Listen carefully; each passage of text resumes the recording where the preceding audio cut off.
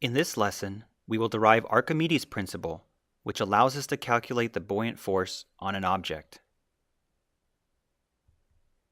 On the left, we have a large lake. Many objects will float on the lake's surface, including a ship made of steel and an iceberg. If we placed a balloon filled with air underwater, it would rise to the surface unless anchored to the lake bed. Some types of rocks, such as pumice, would float, but most rocks would sink to the bottom of the lake. For those rocks that do not float, if you tried to lift the rock underwater, you would notice that it would be easier to lift than if the rock were on dry land. Some force must be present that is keeping the ship and iceberg afloat, lifting the air-filled balloon to the surface and making it easier to lift the rock. If we drain the lake, the rock, ship, and iceberg would sit at the bottom of the lake bed. The balloon may rise or may sink, depending on the gas contained inside. We want to determine the force that is causing objects to rise and float. We start by examining an object of arbitrary shape that is at rest in a fluid with specific weight gamma F. The fluid pressure exerts a force on the entire surface of the object. This force acts normal to the surface and increases with depth. Let's examine the pressure force acting on a very thin horizontal sliver of the object. The sliver has a width W and height dz. The force on the left side of the sliver is equal to the pressure on the left side, P left, times the small area on the left side, dA left. The force on the right side of the sliver is equal to the pressure on the right side, P right, times the small area on the right side, dA right. The force vectors act normal to the surface and are oriented at an angle theta relative to the horizontal. In general, the orientation angles may be different for each side, which means the area on the left side may be different from the area on the right side. We will call the orientation angle on the left theta left, and the orientation angle on the right we will call theta right. Multiplying the pressure force by cosine theta gives the component of the force in the y direction.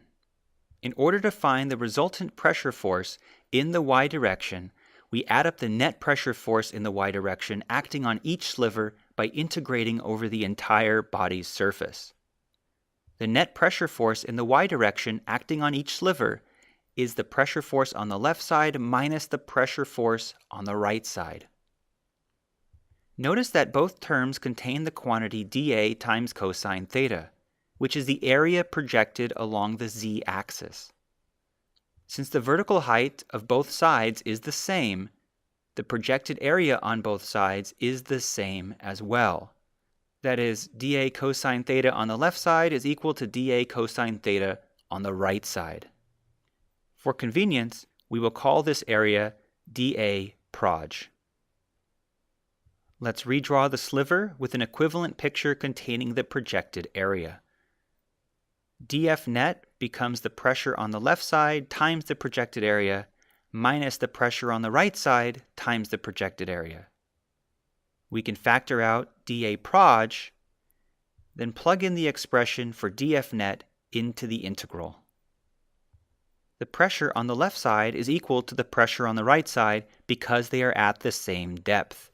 This means the net pressure force in the horizontal direction is 0. In other words, fluid pressure forces do not push an object sideways in a static fluid.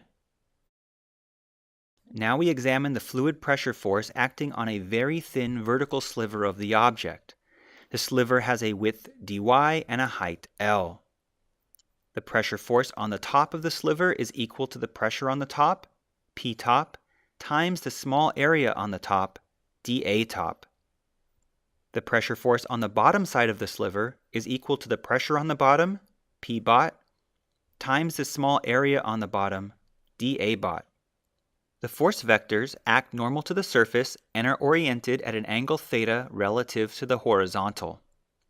In general, the orientation angles may be different for each side, which means the area on the top may be different from the area on the bottom.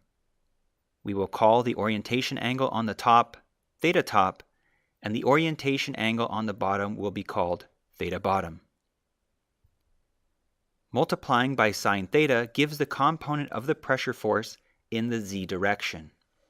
In order to find the resultant pressure force in the z direction, we add up the net pressure force in the z direction at each sliver by integrating over the entire body's surface. The net pressure force in the z direction acting on each sliver is the pressure force from the bottom minus the pressure force from the top. Notice that both terms contain the quantity dA times sine theta, which is the area projected along the y-axis.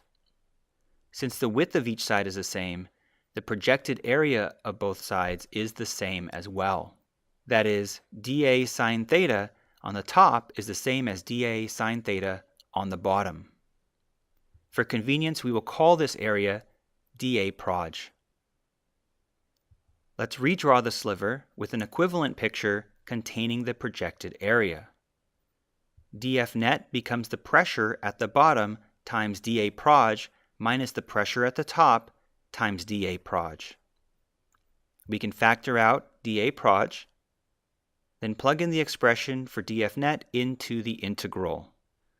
The pressure at the top of the sliver is the specific weight of the fluid times the depth h top, and the pressure at the bottom of the sliver is the specific weight of the fluid times the depth h bot. Plug in the expression for the pressures and pull out the specific weight of the fluid from the integral because it is constant. The difference in depth between the top and bottom of the sliver is the length L. And L times dA proj is the volume of the small sliver dV.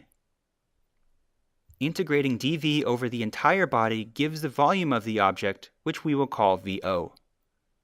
We now have an expression for the resultant force. This force, which is caused by the fluid pressure gradient, is called the buoyant force and is denoted as FB. The buoyant force points upward. The magnitude of this force is the specific weight of the fluid gamma F times the volume of the object immersed in the fluid VO.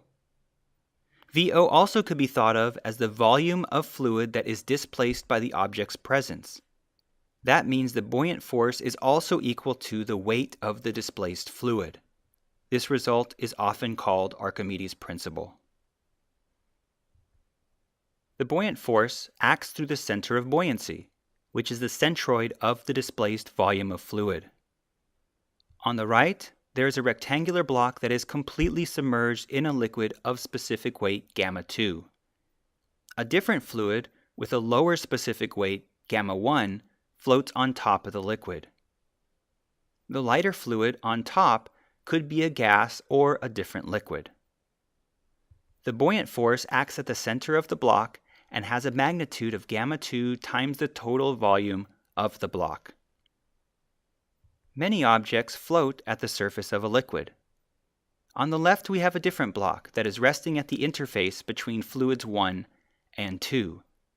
That means the block is partially submerged in fluid 1 and partially submerged in fluid 2. When an object floats at the interface of two fluids, both fluids contribute to the buoyant force. A buoyant force acts on the centroid of the bottom section of the block which is submerged in fluid 2. This force is equal to gamma 2 times the volume of the bottom section of the block. A buoyant force also acts at the centroid of the top section of the block which is submerged in fluid 1. This force is equal to gamma 1 times the volume of the top section of the block. If the specific weight of fluid 1 is much less than the specific weight of fluid 2, for example, if fluid 1 were air and fluid 2 were water, then we can usually neglect the buoyant force on the top section of the object.